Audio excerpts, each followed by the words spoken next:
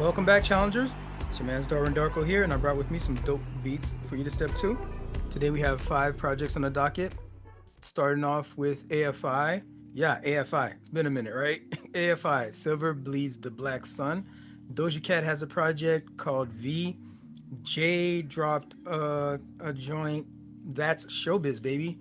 Zile with Vwayaj, Haitian artist there. Cardi B with on the tail end here with Am I the Drama? Uh, so, what the heck am I listening to right now? These are the vibes.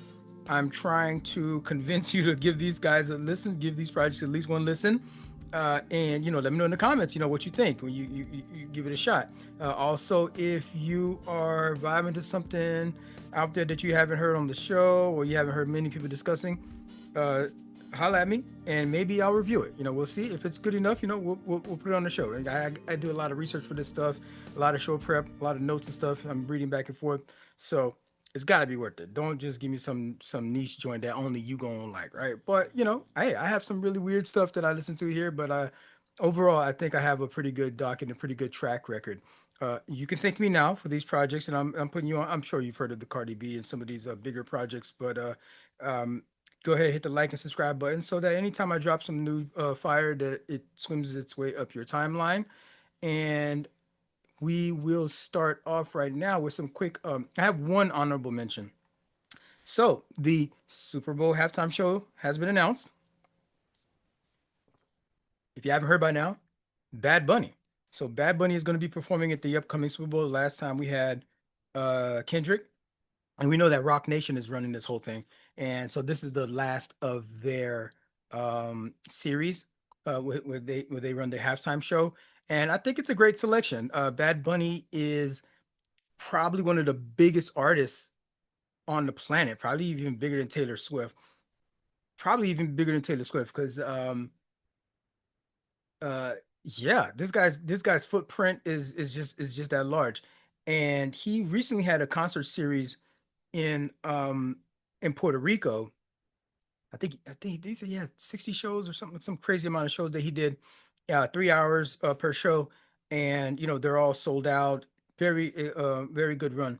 And he actually recently, uh when it was announced that he was running the Super Bowl, he actually went on SNL to do the new season of SNL started, the 51st season, and so he was the host, and he addressed that there's been some controversy. Well, there's not controversy in him doing it, but like haters, what I mean, mostly nativists, racists, people. Oh, why are you choosing Bad Bunny? He only sings in Spanish, and just hating. The man is the biggest artist. Like, he's the biggest, largest. You feel me?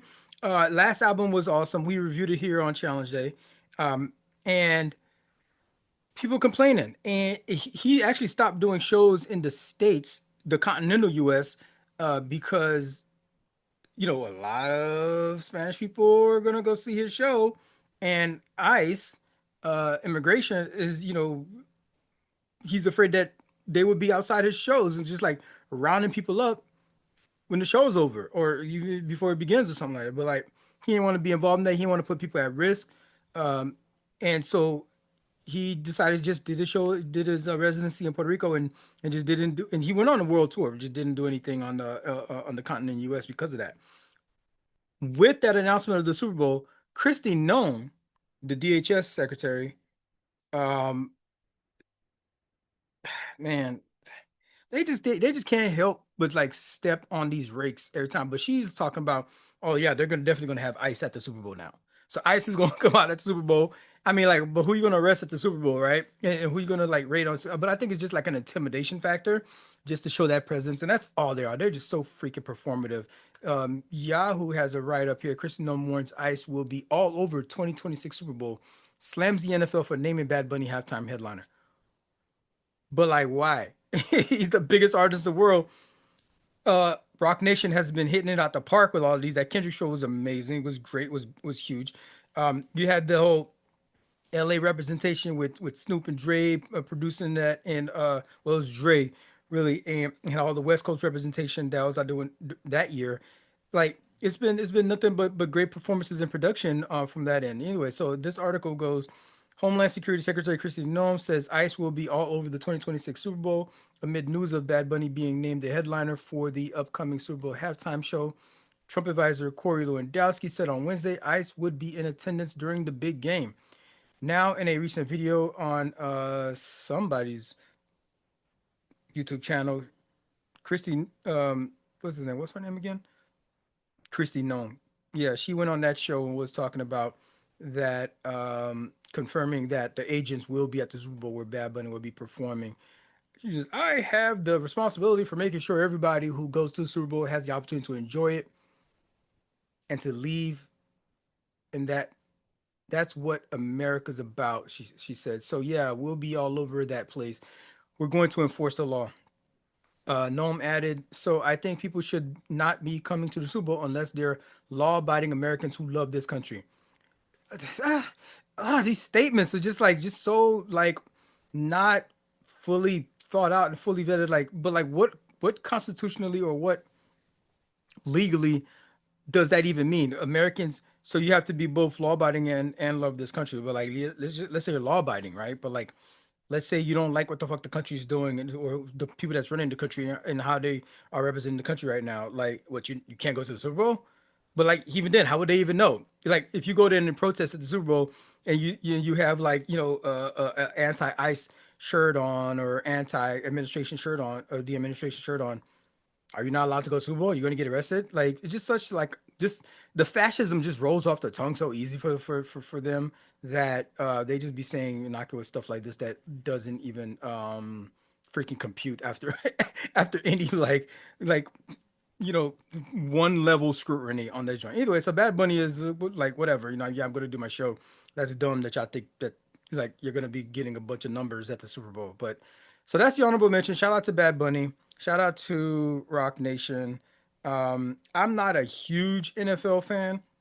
I grew up a Dolphins fan, so it's kind of easy for me to like when the whole Colin Kaepernick thing happened. It was easy for me to protest the NFL and to like boycott and whatnot because like I'm a Dolphins fan. Like it ain't nothing but pain and misery on that side, right?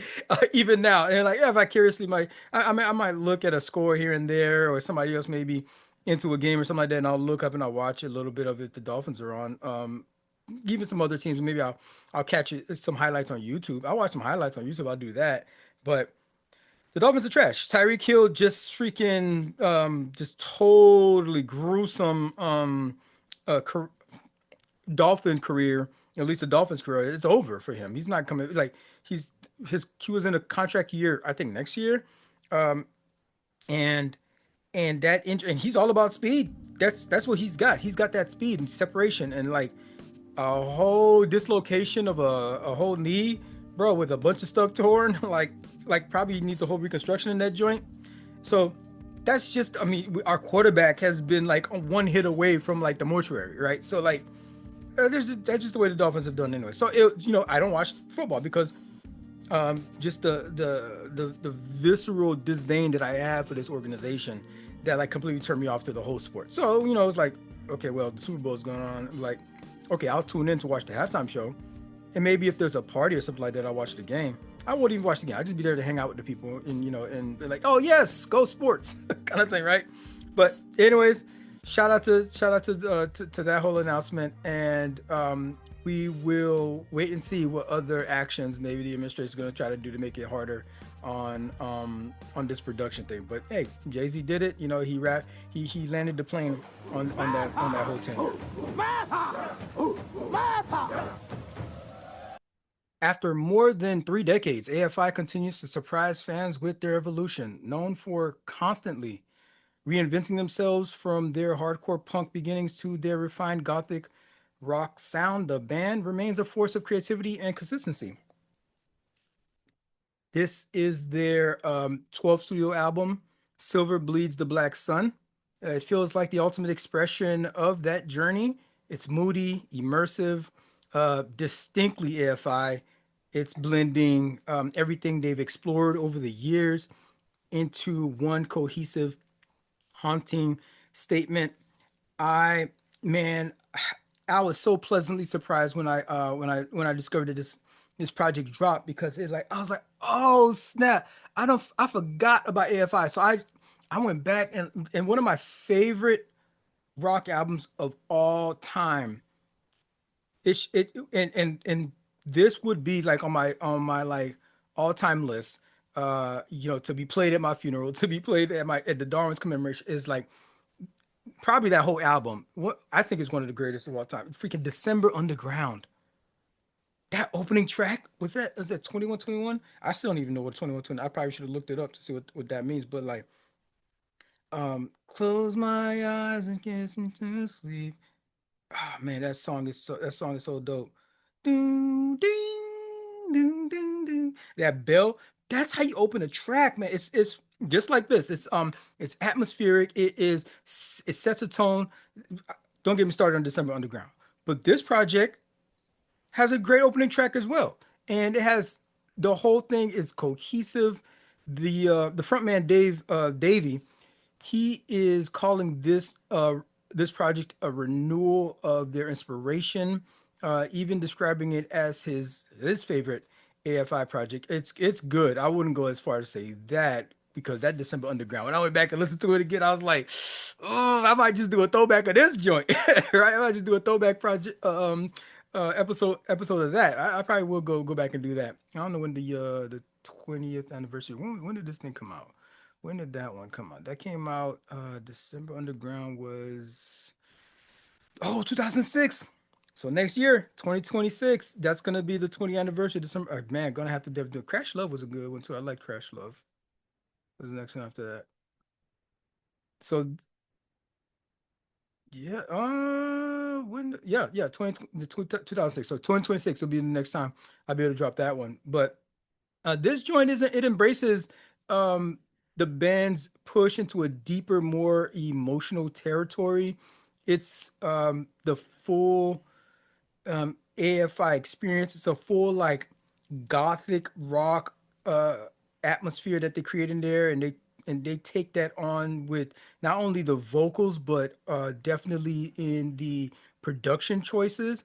The singing is emotional and the music sounds dramatic. It sounds like dark, eerie kind of music, right? The It's both spacious and dense when it needs to be. There's room to breathe. It is not exactly what we're used to with AFI, but like the thing is they're constantly like evolving or changing their sound. I don't think it's like evolving really because I think it's just like, oh no, let's do this. It's not a we are a versatile band and we have a versatile sound as AFI. Let's do this other kind of sound. We're still gonna stay within our genre. We're still gonna stay within our lane, but like the guardrails are a little bit expanded. And on this one, they take on this ethos and they stick with it the entire time. The production overall is pretty heavy in these lush instrumentations. Of course, the post punk elements are profound throughout. You listen to it and you get the sounds of the early aughts. The like it's like going back to 2000. Was that their first project was in 2000? The Art of Drowning. Yeah, that was 2000, right? You got these layered instrumentation, of course the post punk elements, the synth washes, reverb guitars, cavernous drums.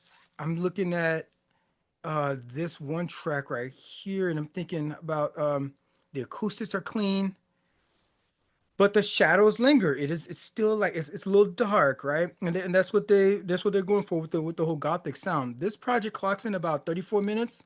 There's 10 tracks, so it's a quick listen, but it feels fulfilling. It doesn't feel like it's like short. The songs feel thought like really fleshed out and thought through. The Bird of Prey, this is the opening track that I'm talking about here. It sets the stage with these drums that echo in a vast hall. It's it's acoustic strums. There's Havoc's voice entering like it's almost like an invocation, like setting it sets the whole freaking stage for the thing. Behind the Cloak, I like Behind the Cloak. This is where is this one? Behind the Cloak is the lead single. When they announced the project, it burst with distortion, with tension. and lyrical weight, life mirroring art. It has a lot of there's questions of identity in here. Another, I've been back. What's the movie? I've been back. So this is kind of like further down the project. That track and a world unmade. Both are, if you're looking for like some a traditional like uh recollection of an AFI sound, that's what you're gonna get those from those two tracks there. So that's Bend It Back and a World Unmade. No Underground. This is the closer track.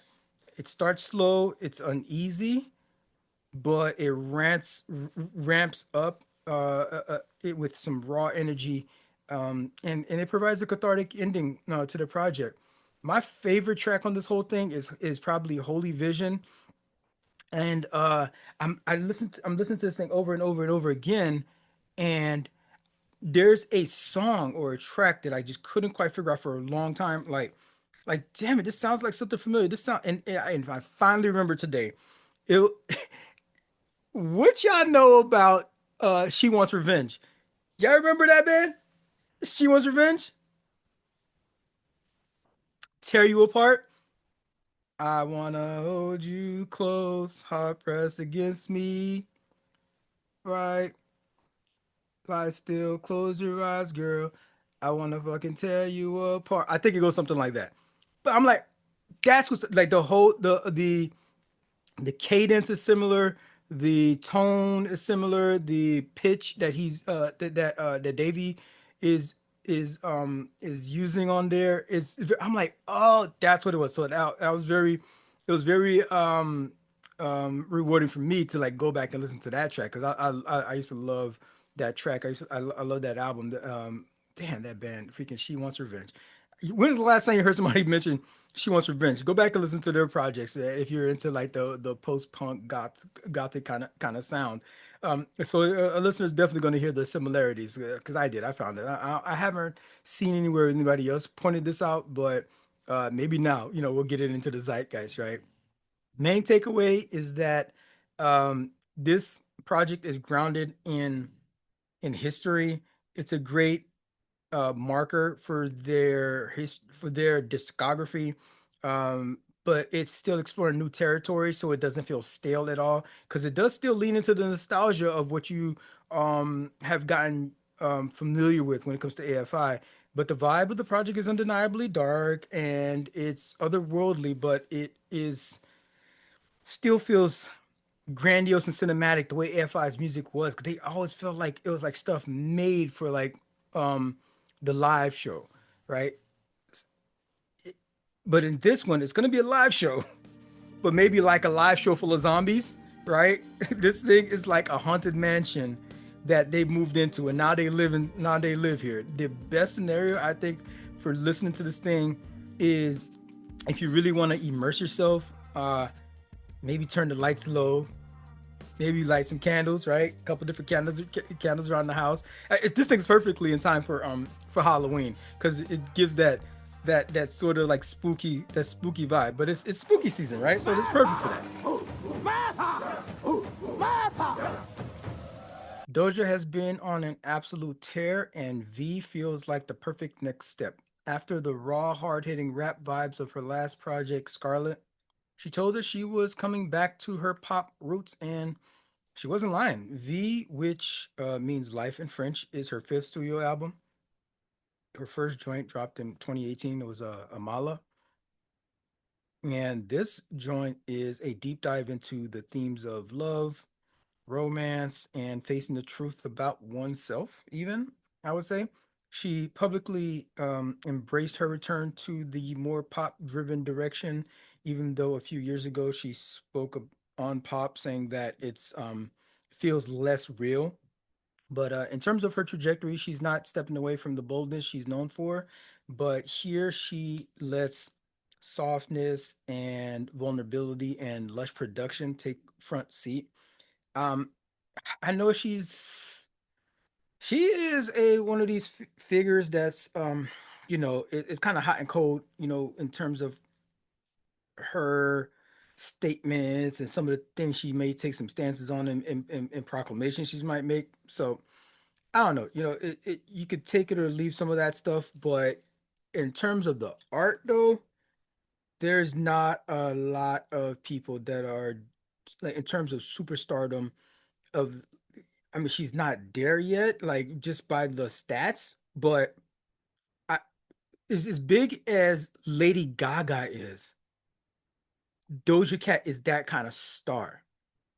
As big as and talented as like a John Legend who's got an EGOT. And I'm surprised Doja isn't on that sort of trajectory. I don't think she's been in any right movies, right? No Broadway play, but like she's got that kind of charisma. She's that talented, and she is into her character, the Doja Cat character. Her like so her first project, right? Amala, um, you know, debut album, and it's her, and that one may signify a lot more of like here's who I am as Amala, right? But Doja Cat as this character, it's like when Prince becomes Prince. Prince wasn't Prince at first, right? But then he becomes Prince, and we know him as this entity that is in the method acting, and I don't want to say it's method acting that, but these artists, right? Sometimes they take on a persona that is not exactly who they are behind closed doors, but then when you when you fully come into your own, fully come into your identity, you start merging that character that you built for the stage with who you are behind closed doors, and then become that's who you are. And people start booking you just because who you are, right? Doja is Madonna. Doja is Lady Gaga. Like they ain't got nothing on Doja Cat. And it's just a matter of time before the rest of us realize it, but she's there. She knows it. She fully embodies it.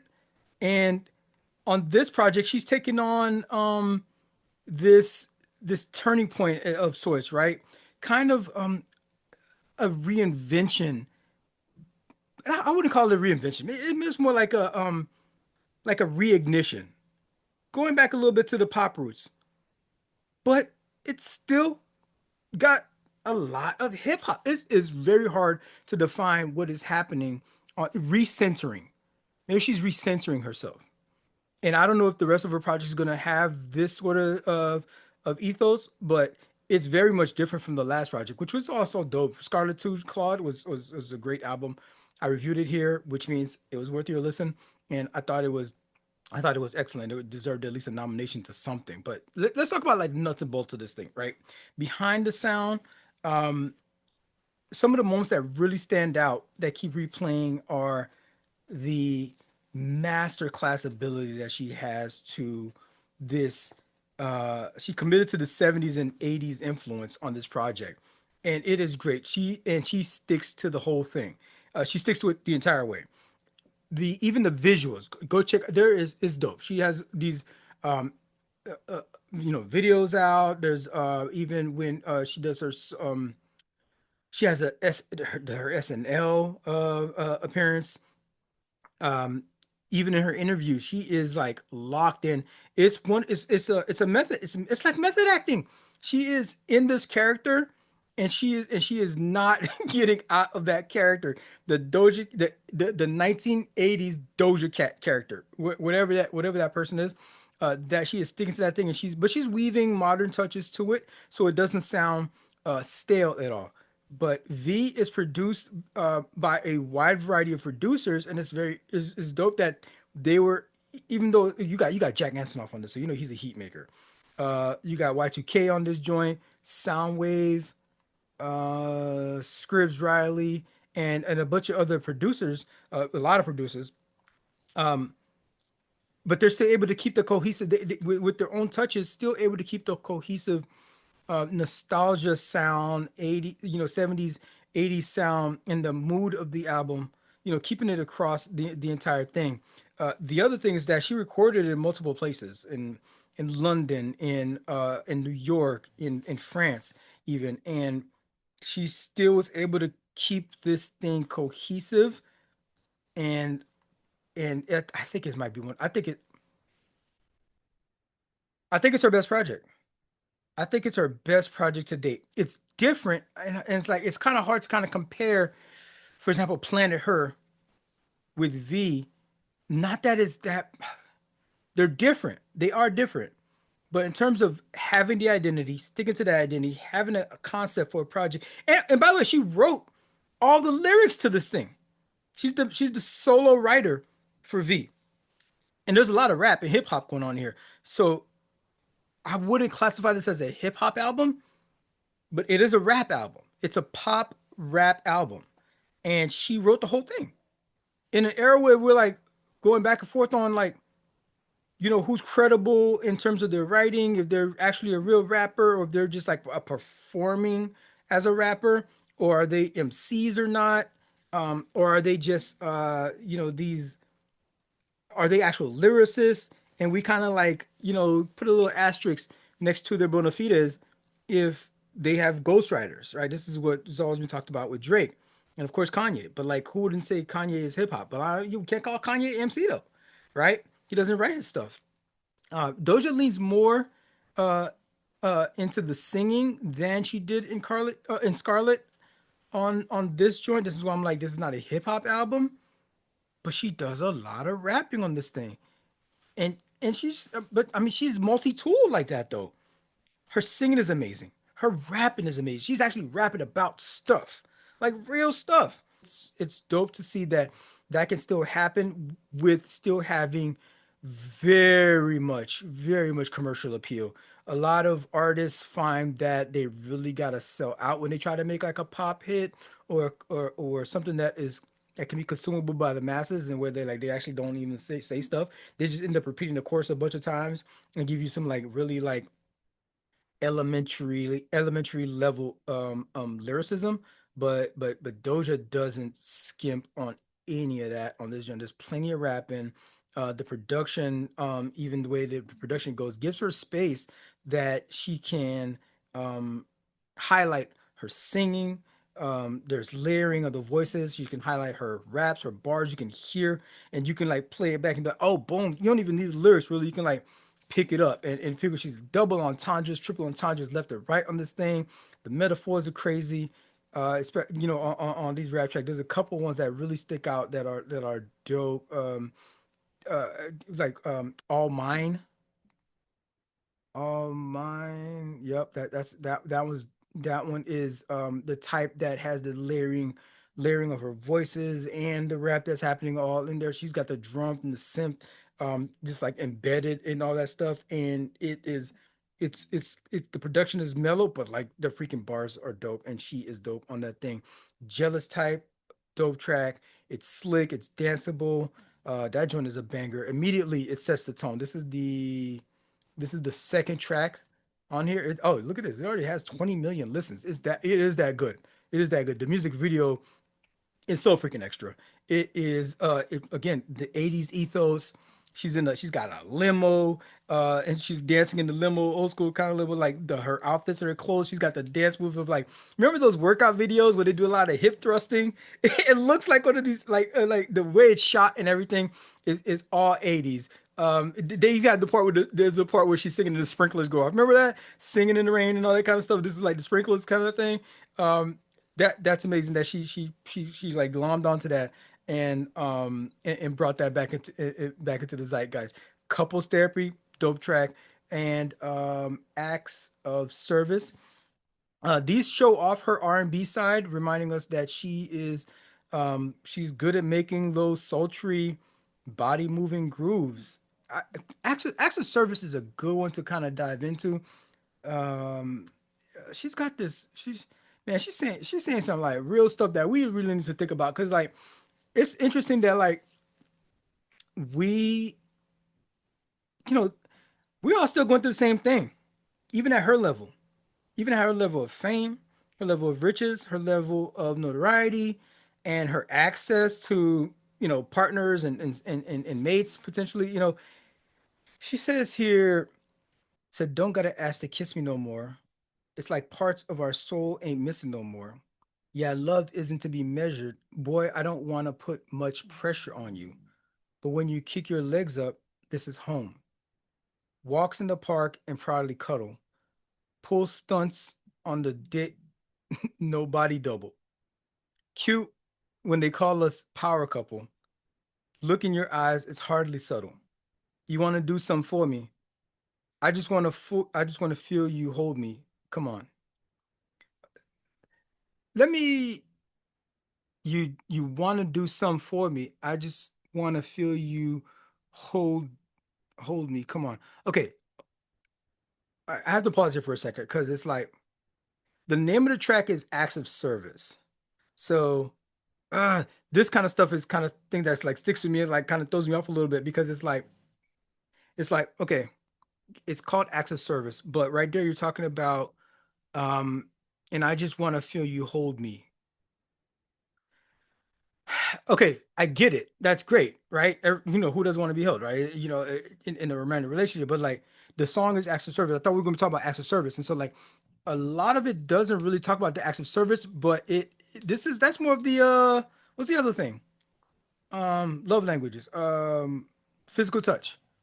So that's physical touch. The song could be called physical touch. Actually, that would probably be a pretty sexy song for Doja Cat to be singing, like because she's the type that would like say something nuanced about it, right? That she's talking about physical touch in the concept of maturity in knowing your love language.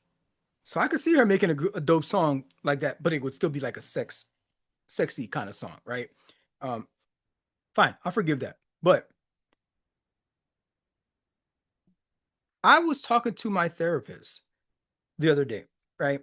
And we were trying to come up with what the actually I should have looked this up. We were trying to come up with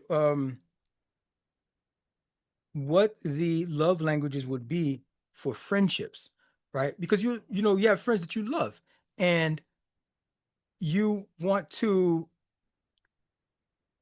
you want to be able to show them and be friends with them the best way that they receive friendship and love in a friendship. And what we ended up coming to a conclusion with is that you know what turns out it's the same stuff. It looks different, but it's the same stuff. So receiving gifts, friend to friend, yeah, why not? Um, Words of affirmation, telling your friends that you're proud of them, telling your friends that, man, I'm so lucky to have a friend like you. Do that. You can still have love languages, the same love language, the same love languages, you know, as a concept with your friends. Quality time. Remember those friends that you used to hang out with all the time? Now suddenly you don't see them anymore, out of sight, out of mind, kind of thing. Feels like your friendship is like growing a little bit distant. That's quality time. That's a love language. Just yeah, that's a romantic partner. Usually we use these concepts for, but like it can work with friends too. Acts of service speaks for itself. Do for your friends. You know them doing for you. That solidifies the bond. The one that I was originally having trouble with, um, and I guess that's just my patriarchal male brain thinking. It was just like not making sense to me. It was like the physical touch one. I was like, what? Well, well, this is why we need a whole new paradigm because it doesn't work for friendship. Physical touch, but like, wait a minute. I hug my friends, and maybe that might not be my love language, but like I remember I had this one friend. We're not friends anymore, but and this speaks to specifically this kind of like why you need to make sure you kind of hone in on somebody's love language is that this dude used to, you know, when he laughed, when we told jokes and we, you know, back and forth, he used to always touch you when he laughed. Like he wanted to put his arms around you when he like laughed. Specifically when he laughed. Like he would even when you're greeting at first, you know, he'll dap you up and that'll be it. But then like when it's like a bunch of laughter going on in the environment, it's like he want to like smack you and hit you in the back kind of thing, or just like put his arm, you know, kind of like, and that used to just like irk me It used to irk me. Like that was his love language. But the problem is with love languages, not the problem, but this is something we all need to keep in mind when it comes to love language, is that the way that he's comfortable with presenting love, which was like the physical touch, in laughter and showing the camaraderie there, the person on the receiving end, that might not be their thing. That's where we get trapped. Well, you're like, man, I like receiving gifts. And then so you give out gifts. And then like the friend may be like, gifts don't really, I mean, I got, gifts ain't, oh, thanks, you got me a gift. But it's like, that's not what really shows them that you're tight with them like that, that you're ride or die like that. They would rather you, they would rather you spend quality time. They're like, yeah, you got me a gift. That's great. But man, but I haven't seen you in months. Like, let's go get a drink. Let's have a beer. So shout out to like figuring out your love language, what you want and how you want to be friended, how you want to receive friendship. And with that said, it's time for us to start being cognizant of how we are providing friendship, how we are showing up for the people. Are we showing up the way that they want us to show up for them? Right? Um, I saw something the other day that the post that was like saying, so this is another pivot. A person saying like, man, bump choosing your whole love language thing. How about all of them? How about all of them? So okay, so shout out to that person because like I can feel it. I feel that.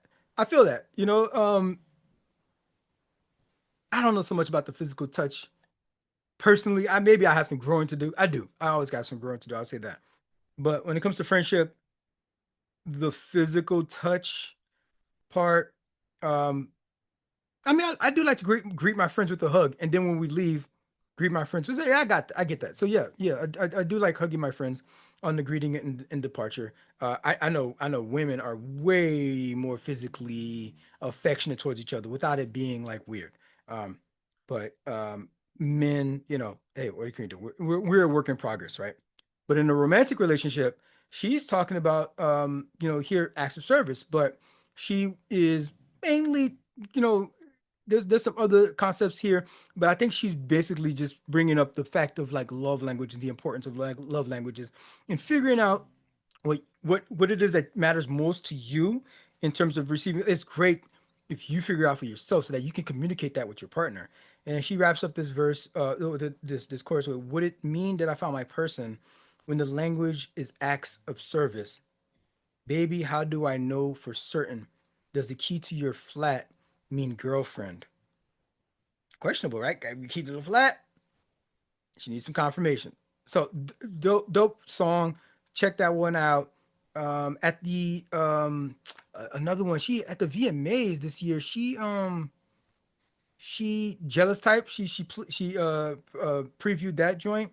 Brought out Kenny G and everything at the VMAs with that track. So that was dope to throw. I mean, this is Kenny G. If you want 80s throwback, if you want the 90s throwback sound, Kenny G is who you get because there is a lot of saxophone, a lot of horns and things like that happening on this project because that's the sounds that we were really promulgating back then. And Kenny G was actually on stage with her at the VMAs. The visually and sonically, it was retro glam. Just like watching that performance. I will say though that her sound was off because of the just the acoustics. I guess her mic, something they did with her mic. It wasn't it wasn't it wasn't the best, but I think also that they she has a dancing background. She started off as a break dancer. And so they really the choreography is what I think they was really trying to highlight on that thing. She even had like sneakers on so that she could get busy, right? So she could get busy with the choreography, which was dope. But the sound was off, but it sounds great. This track sounds great. I wonder if Kenny G is he on the. Oh man, I don't think he's on the. Let me look at the credits here. Is he actually on the project? Oh no, he's not. He's not listed here. He's not listed here on the actual song credits. This is one of the Jack Antonoff tracks. And yeah, and yeah, nope, he's not on there. Produced by Jack Antonoff and Y2K on this joint. So that whatever, he's not on there. But either way, the that was dope to bring him out. He's still sounding great. I mean, doing his thing, still with the long hair. My favorite song on this whole project is probably though "Gorgeous." Go listen to this track right now. So let me see. Out of okay, yeah, Jealous Type is the one with 20 million plays already, and the second is is Gorgeous. That's got about 7 million plays right now as what is this? October 5th. Gorgeous is man, and she performed Gorgeous on SNL. Um, she's just sitting in this rose. She is the whole time, and it's just beautiful and it's just gorgeous as the song implies. She also performed Men, right? On SNL.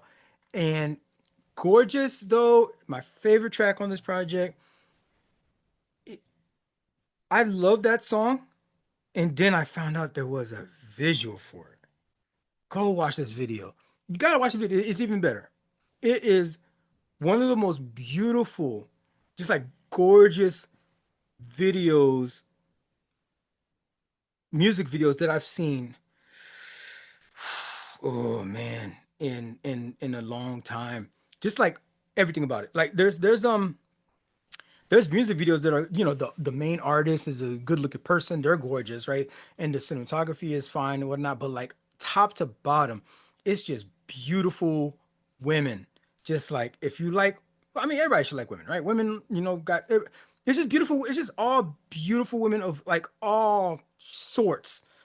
Just like the whole thing from top, it is shot wonderfully. It's got a lot of like Maybelline vibe, but there's like the makeup line is it's called Gorgeous. So it's like imagine watching a Maybelline commercial, but it's like gorgeous is the line is the makeup line, and the makeup is amazing. The lipstick is popping for everybody. The eyeshadows, the lighting, there's no dancing. It's all like there's some catwalks happening and headshots. It's gorgeous.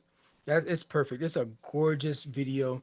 The song is amazing. It sounds wonderful. The production is hands down some of the best on this project. Who is so this one, yeah, this one had a team. Written by Jack Antonoff, George Daniel, Amala, Doja Cat, she wrote on here, Mark Spears, Curtis Lee, I could tell. Yeah, produced by Jack Antonoff, George Daniel, Soundwave, and a couple other people. Like, so yeah, this song, I could see the effort that went into this thing. That joint was a production, and everybody looks great. Doja looks great on there. But the next track that she performed on SNL was Ah Men, which is a dope one. This one, while most of the tracks on here are pop, this one she is rapping. And this is another, but I'll say this much: this is another salvo in the gender wars, though, because she's kind of going in on dudes on this one. She says here, all them bad boys don't treat us nicely, so I give them these teeth like Keira Knightley.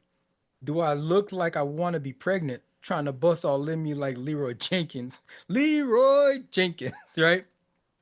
This got me aching. This got me thinking, nigga, am I gay or am I just angry? Am I impatient? I can't stop dating them. And I'm insatiable. I love the taste of them. And I have too much tolerance. You ugly and fine as shit. And if I had more common sense, then I would grab my ride and dip. It's funny because I sometimes think about this myself. I'm like, all right, here's so we're in the gender war. So let me be a little traitor, I guess, to my kind a little bit, to peel back the curtain a little bit. I find that when I am witnessing, I'm not part of the gender wars really. I don't want nothing to do with it, but I listen in sometimes, and when you dig down to what these dudes talking about and some of the things they say, And I have friends, I have people in my circle that kind of talk like this too. I'm like,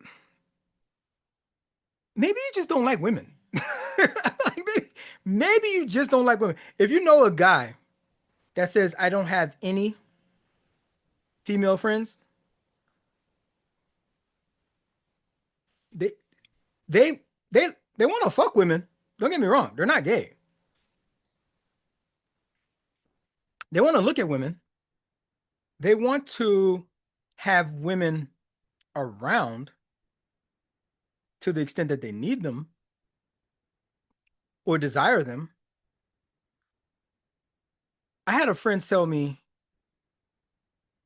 I told him I had a woman therapist, and he's like, first of all, I don't do therapy. Okay. I've never done it. But like also, if I was to do therapy, I wouldn't have a woman therapist. A woman can't, what can a woman teach me? I don't think I say all that to say this statement here. I don't think a lot of men like, I don't think they like y'all. I'm talking to women right now. A lot of men do not like women. They don't like y'all. They want to fuck you. They want you around to like cook or whatever else and whatever like plug and play that they need, the puzzle piece that they need to like what their existence is that they put you in. And so like boom, you plug in here and do those things that I need from you. Mother my son and hopefully son, hopefully not a daughter. But if it's a daughter, fine. Mother her, you know. And they'll allow you, they'll because niggas is broke. So niggas will be like, fine, you can have a job. It's a lot of these niggas broke anyway, so they need you to have a job too, right? So they need you to have a job and also be the mothering kind and also um be submissive and all that stuff, right? Be soft, all that kind of stuff, right? But they don't want to hear from you. They don't want to hear your mouth. They don't want to hear your opinion. They don't want to hear your wisdom. I think a lot of these I think a lot of these men don't like women. And so long way to say, man, if I was a woman, I would I wouldn't blame you. If I was a woman, man, I wouldn't be fucking with these dudes, man. I would not. I would not. I mean, I know homosexuality is not a choice. People are born that way, but man, I was like, I can't see how like y'all got it bad. For women to be like, um, and not only like we got all y'all got all the education now. Dudes ain't even trying to learn nothing, even though the world is moving further and further away from manual labor. And dudes are just stubborn. They just want to be back in the caveman joint, man. They just want to club a woman in the back of the head and just like drag them to the cave and just like do the domestic joint. It is tough. As tough it is for me out here in this dating world. I like for what women have to choose from. And like this is and I'm on this side looking at around at my dudes and I try to talk to them and stuff and I try to like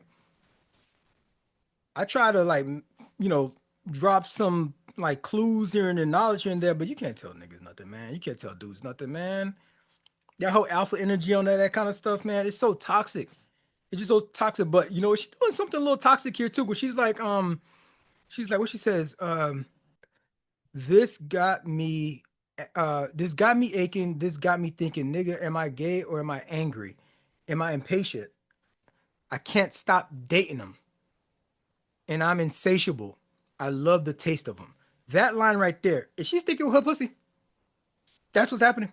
She's sticking with, and so a lot of these dudes be thinking what they think, and they be making decisions based off that. And so that's that toxic stuff. Like, yeah, dude, like these decisions that you're making, some of the moves that you're making, you're just thinking off like the ego, the dick measuring, the pissing contest kind of stuff. And some women can do that too. Well, she's insatiable. She can't stop dating them because she's thinking with her pussy. I mean, sorry, that's just the way that it kind of reads to me. Um, but no matter what she's saying, no matter what she tries to do, she loves the taste of them. She likes dudes. And I feel sorry for somebody who doesn't have the option um to do otherwise. Sorry, you're stuck with us. And hopefully society or self-reflection or the permutation of therapy happens more and more to get these dudes in a better place of growth and like learning about like things like acts of service or the other love languages or like communicating what they're feeling even if they can't specifically name an emotion but like describe, at least get to the point to describe like I'm feeling something and here's identifying why I'm feeling that way and be able to communicate that and not like raise a hand at somebody or just yell because that's what we were freaking like conditioned with for a long ass time. So that's an important song. Definitely check that one out. One of my favorites on this thing. She is actually going to be on tour next year to support this project. I'm going to Asia, Europe, Latin America, North America, of course, and I might have to go check. I might have to go check her out because this, yeah, I think this is my favorite. I think this is my favorite project from her. She's I might have to check out that show. I bought the vinyl. I bought the vinyl. This project is that good. There's just so much. If I go down like songs that I just love, freaking jealous type. Ah man, couples therapy, gorgeous, of course. Freaking all mine. Take me dancing, scissors on that joint, fire. Freaking acts of service, love it. Make it up one more time, and comeback is the closing track on this thing. Like there's yeah, one more time. Yeah, it's just out of 15 tracks, I hit that like I like the whole thing, but in terms of favoriting a track, out of 15, I got 10, 10 out of 15. Bro, that's some heat. That's some heat right here. The main takeaway, I would say that this project is this retro futuristic pop fantasy vibe.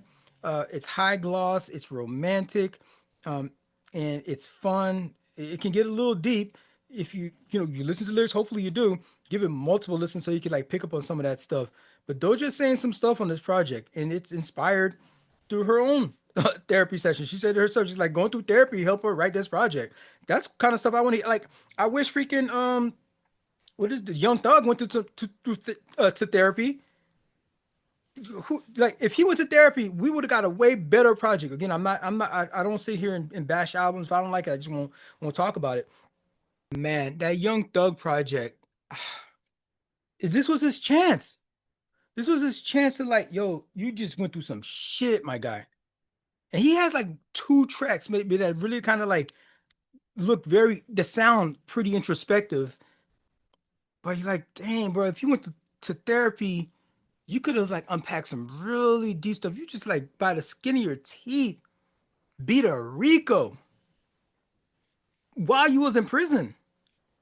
They already got you already hemmed up, and you beat it, and you got out, and that's the project you dropped. Like, damn, bro. Like you had, yeah, but you know what? It's not over for him. Maybe he could drop another project, um, early next year. Get in the lab right now. Do some work on yourself. Get some therapy. But the dude don't believe in therapy. He's like, he actually went on a whole podcast thing talking about how much he thinks therapy is a sham. Not only does he think it's a sham for him, again, these dudes don't go to therapy, man. Like so this is like, so it's hard for y'all. It's hard for women out there to get a mature, self-aware, self-examined man. Like I'm gonna put a pin in something. I'm gonna say something in a second. I'm gonna put a pin in, but like the part that was the most disgusting thing about the Young Thug interviews is that he talked about even if his woman got therapy, so he's dating Mariah the scientist. Even if she went and got therapy, he would feel less of a man. Like, what is wrong with you? He would feel less of a man if she went and got therapy because, like, oh, bro, she should be talking to me. She shouldn't need to be talking to somebody else. You know what I mean? She should be listening to me. You know what I mean? And like, we should be able to That's talk not how together. it works. That's not You how like any of my this guy. works. That's not how it works. Sometimes you don't have the words to communicate. You need somebody to help you like filter and get those words figured out. The thing I wanted to put a pin in is this: is that a lot of even at the basic level, at the basic level for therapy, people may think it's like, oh, people are gonna just tell me to hate my mom and hate my dad at the end. That's all the therapist is gonna end up saying at the end of the day.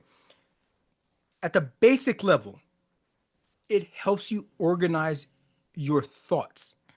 You may be going through a situation and there's these thoughts come in and out of your head. They like almost like like quantum mechanics, right? Just freaking popping in and out of existence in your head, and like you want to spiral this way and spiral that way, and it's just like it's a lot of confusion and a lot of chaos going on in your head because you're going through a lot of emotions. Sometimes you're up, sometimes you're down, even in the same situation. There's the whole grieving, denial, and all kinds of stuff, and like a therapist can at least help you organize at very minimum.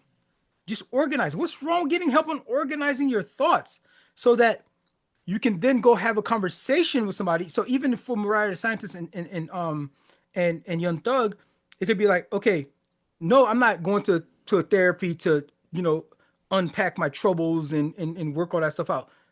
What you could do, but fine, fine. Even for you, the minimum bar should be Mariah the Scientist is going to, or you, Young Thug, are going to a therapist to just, hey, I have all these thoughts, help me organize them and put them in a way that I could communicate them with my partner.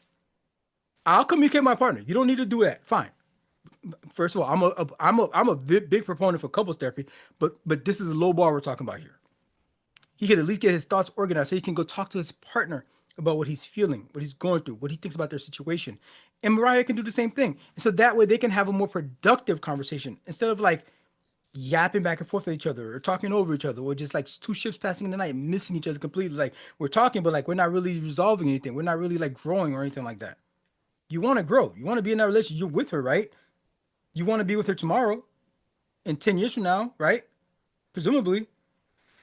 So why don't you do the things that help build a solid foundation for that and being able to communicate with each other? That's growth. Otherwise, you're doomed for failure.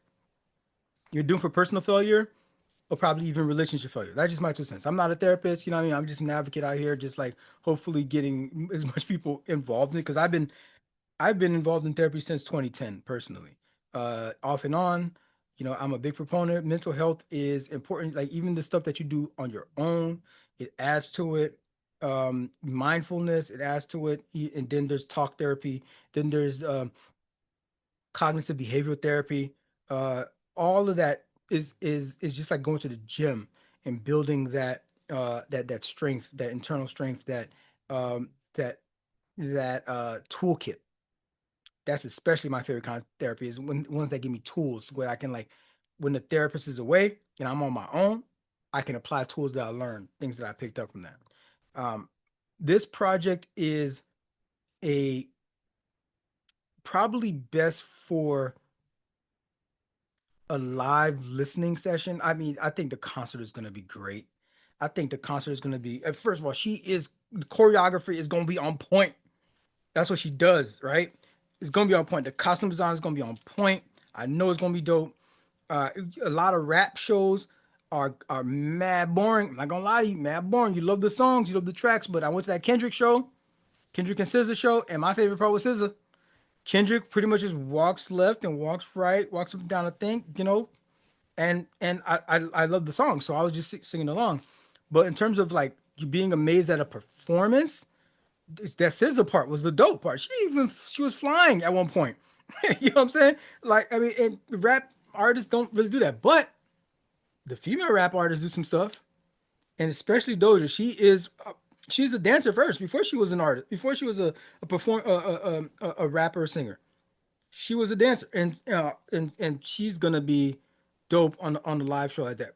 Other than that, I think before that, put it on when you're like getting ready to go out that night, right, with your friends. You like that pre-gaming kind of thing, because there's a lot of confidence here, a lot of that retro vibe you feel. And it's all danceable, even if it's like a lot of it has a lot. There's a lot of there's a lot of meaning behind it. It's not like it's just all fluff. There's a lot of meaning, but that has its moments, but they all sound so good and palatable that you don't necessarily need to be like locked in like that, but definitely give it one of those locked in listens. Definitely do that. Give it one of those locked in listens. But other than that, throw that bit on, and I just can't wait for the live show. V feels like it's made um, to be performed in those kinds of moments. And like I said, I bought the vinyl because V is one of them joints. I might just keep it in the plastic because it's a classic. And I'll just play the digital joint. If if you ask me, like I said, this is her best project. It's cohesive. It almost feels like a what do you call those things? A concept project almost. Um, but if you weren't, how am I gonna say this? If you weren't a Doja Cat fan, first of all, fuck you. No, I'm just kidding. Um, if you weren't a Doja Cat fan, again, putting some of her hot takes aside, she's gonna be making a lot of fans with this joint.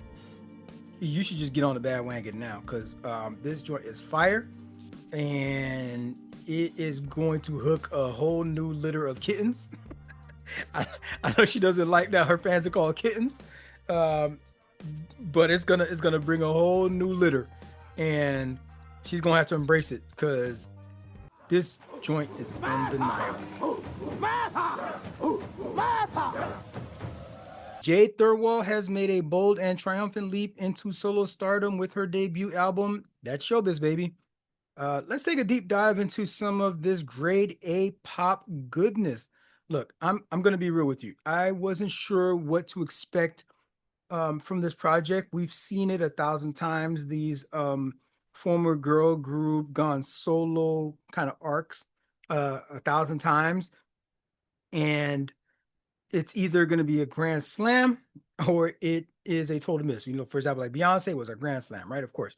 But listen, because this thing is absolutely out the park. Jade crushed it on this thing, and this is dope for this to be her solo project. It was released in about a month ago, September 12th. I'm just getting around to do this review. And she is confident on this thing and venturing on her own after Little Mix. This showcases her newfound creative freedom. This is witty. The project is self-aware. It is fully in her own personality, with Jade finally telling her own story. She is keeping things refreshingly real on this project. It opens up on conversations about mental health. I talked about that when I discussed the Doja Cat project. She has creative control on this thing. Uh, the highs and lows are all within frame, all while maintaining mutual respect for her former bandmates. But the result is powerful. It is polished for a debut project. She proves that she isn't just surviving the whole post girl group life. She's actually thriving. Um, this project in the UK, great debut. I think it debuted at number 3 on the official album charts. And then in the US, it got number 24. It got 24 on the top album sales, and it got up to the sixth spot in the dance album chart. Man, some of the production on this stuff is next level. It's showbiz, right? And it really sings like it. This is a showbiz big big production that's happening on this. She tapped Circuit, Lost Boy on the production, Starsmith, and more. There's a variety of production voices that help this album shift moods and check textures while still feeling cohesive. One of the interpolations that is so precious and just so dope that the way that this is Before You Break My Heart. This is off of sampling the Supremes. Uh, Stop in the name of love. Yeah, that one. Before You Break My Heart, right? So this track is called Before You Break My Heart. That in it is what number on this track is it? Why isn't this thing here? So Before You Break My Heart. That comes towards the end of the project, but there's plenty that's happening way before then.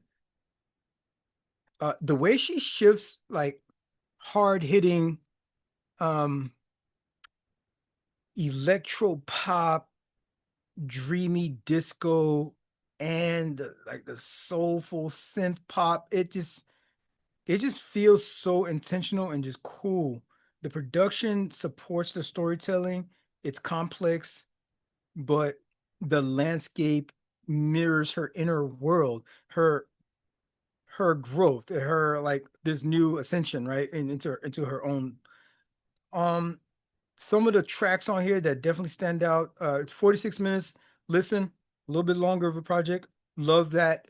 14 tracks. I think that's about perfect for projects to be somewhere between 12 and 15 tracks is wonderful for me. A lot of these songs are 3 minutes. Yep, over 3 minutes, and then 4 minutes. Love that. It lets the song breathe. It gets to fully flesh out the thoughts. Like I said, this thing is very intentional, and she does a good job getting her identity implanted on the project. Angel of My Dreams, opening track on this thing. Angel of My Dreams. I will always love you and hate you. It's not fair. I love the way that the choices and the pitch decisions happen on that project. This is how you open the album. I wasn't expecting um um was not expecting that beat switch, especially that happens towards the end of that joint. That whole song, it starts off with this like sort of like a declaration or a little monologue kind of thing, and then it goes on, and like the whole song is well produced. It's great. Let me see. I think it's the yeah, it's 27 million plays on this thing, the most played track on this thing. And it's the opening track, so I get it that kind of happens, but like it's that good of a song, well produced. So if that's gonna be your first solo track on your first solo project, that's how you want to kick things off. Another dope track is Fuck You For Now. On this thing is listed as FUFN. It's sharp, it's unfiltered, it's emotionally candid. It's one of those tracks that many fans are gonna latch onto. Unconditional is another good one. That's the seventh joint on this thing. This is a powerful centerpiece, especially it gives this like emotional weight, it blending urgency and vulnerability, and around a general dramatic production. Headache, another dope track, the 10th track on the project. And I'll also say back to back, Headache comes right before Natural at Disaster. These are a little bit more experimental, but the track Headache, for example, plays with distortion, plays with tension.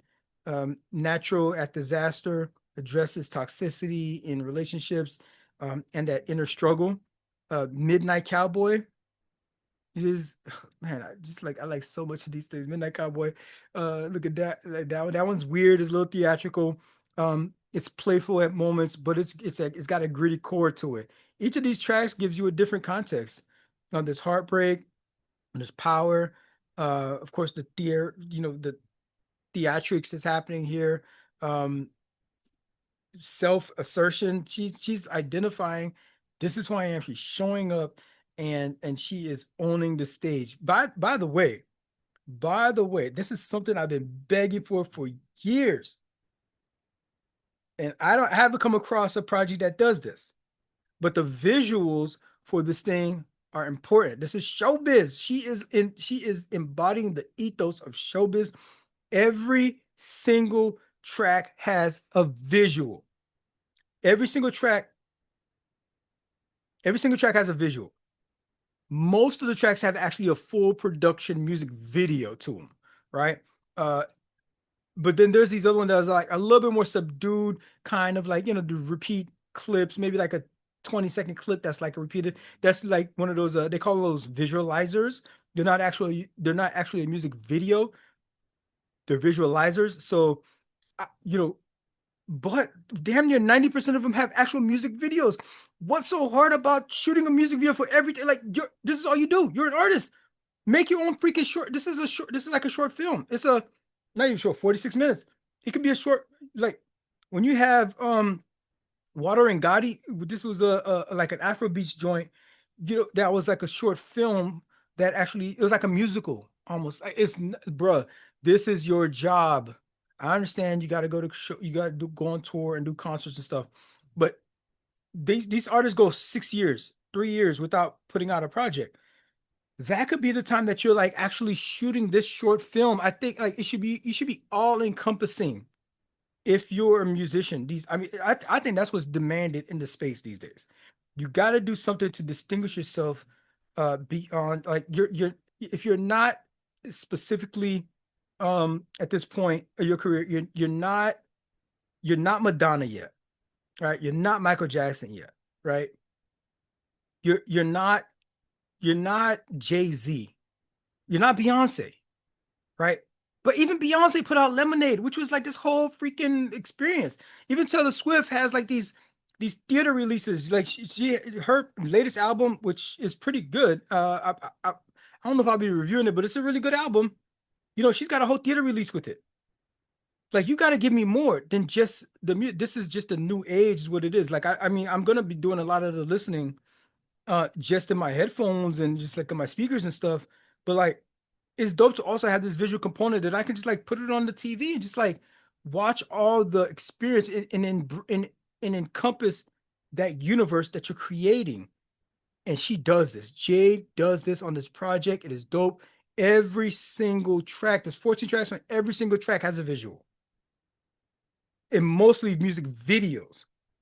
That's that's what you do. You're getting paid millions of dollars to do that, to make music, to make your art. This is art, the whole thing from top to bottom. This is what Doja Cat is getting into when it comes to be like, I'm a fully versed, like well-rounded artist in my whole manifestation of this project that I'm putting out. Love it. Weekend is another great artist that does something like that too. So definitely check out those videos on there. Jade's solo debut strikes as a bold statement. She's not just leaving the group to coast like some artists would do, and they just put something out, be like, hey, okay, yeah, I'm good now, right? This is it. Throw something out.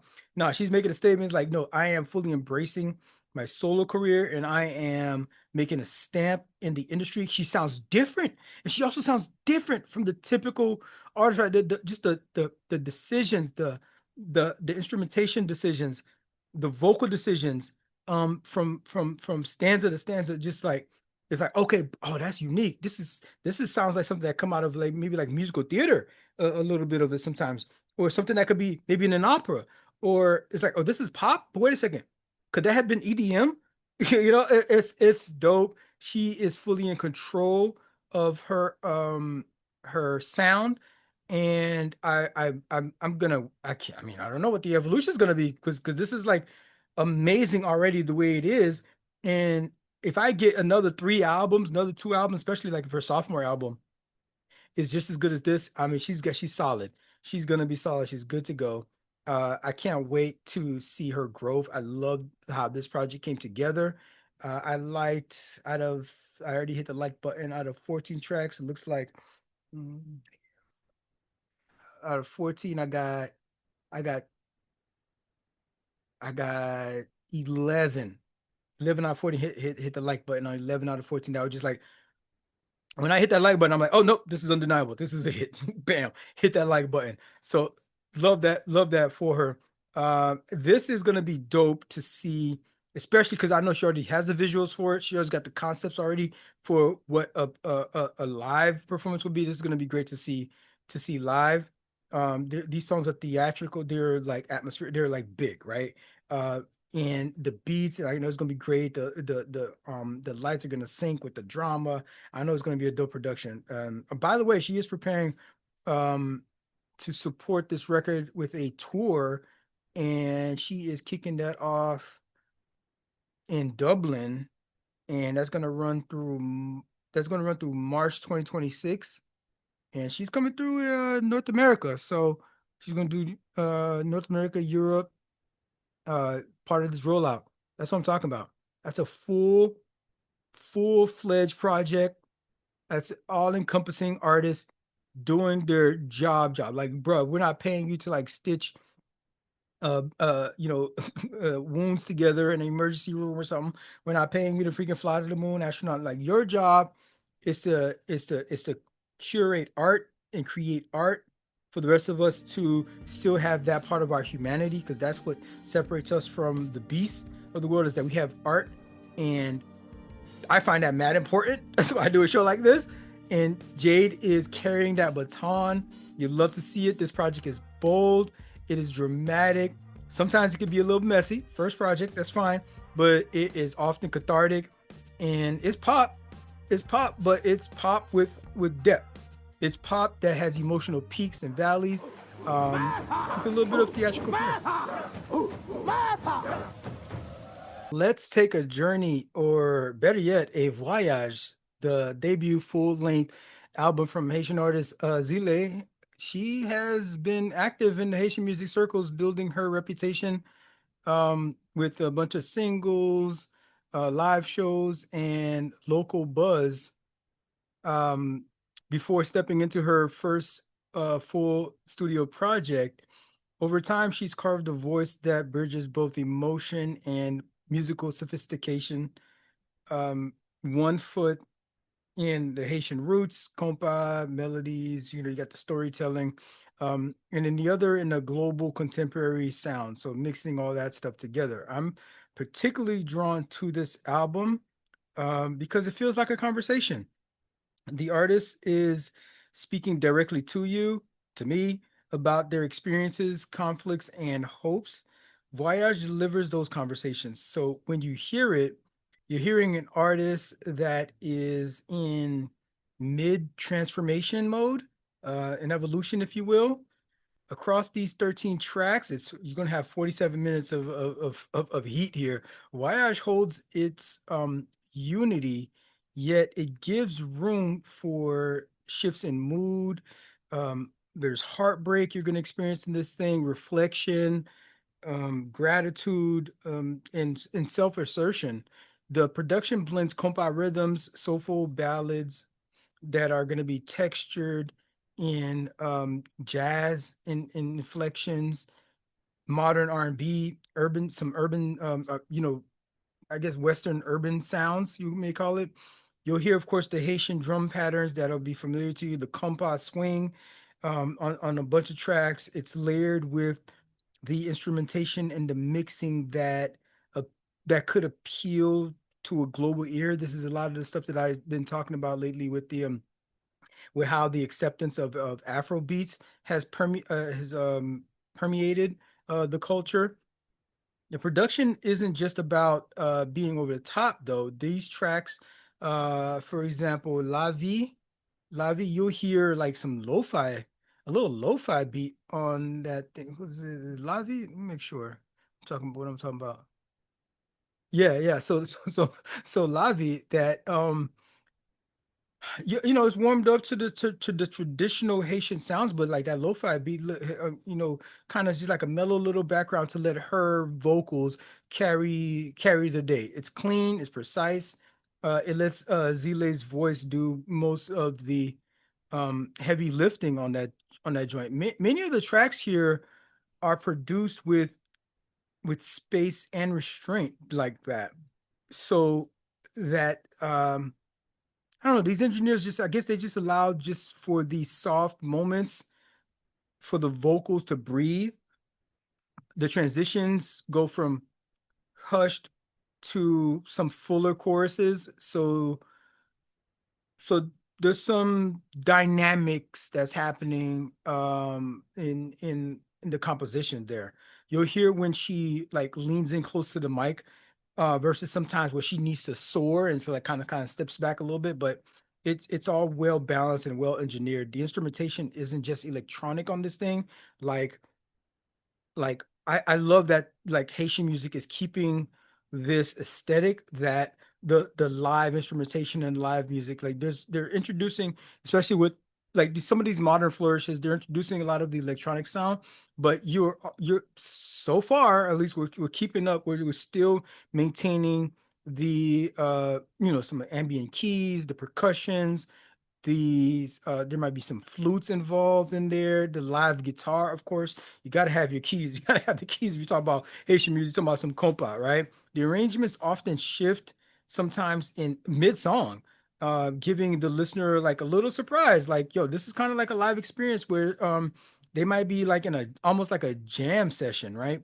The album expertly mixes you got some soul vibes that you run into in this thing, pop, of course, the jazz, is live in that junk, and the compa is traditional. So this thing blends the whole project a rich texture of sound. You can get you get smooth sounds, you get some soulful flourishes that's happening there, and but overall, it makes you want to move. It makes you want. I mean, that's what Haitian music does. That's what compa does, right?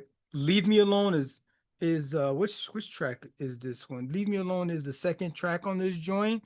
This is a standout emotional joint. It's all about liberation and moving on. There's some raw honesty in her voice and the vibe you can feel immediately. So that's a great way to like start the project off. The first track is actually just an intro. It's cool, but like Leave Me Alone is really the that first track, and I love that they chose that one. Denya Premier is featuring Toby Mbake, and this one has a kind of like a melancholic vibe.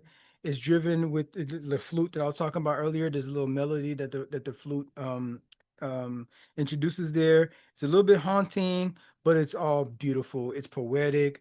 It shows a lot of Zile's range. Then there's Justice pour moi. Misty Jean is on that joint. This one is Justice pour moi is it's a bit anthematic, and what's it? It's like an anthem. It's powerful. Um it's about confronting truth and judgment and kind of like surviving that. The vocal collaboration with Misty is incredible, and their voices together is provides an undeniable energy. Just love to see it. Uh, Another standout track is Mama. This joint is is touching. It's a tribute, push to motherhood. It's got her child's I don't know who her kid's name, but it's got her child's voice woven into it. It's beautiful, raw. It's a universal moment that even if you don't even understand the lyrics, you can lean into it and just let me put that joint on, man. 'Cause that joint is dope. I was just talking to my therapist the other day and about how like I was actually talking to my brother, but I was talking to my therapist about talking to my brother, and it's just a random um occurrence or memory that I came across that I guess I don't know how to say this, but like, dude, I my mom's been dead since I was 14, and I'm in my 40s now, right? So it's like I hardly have memories of my mom.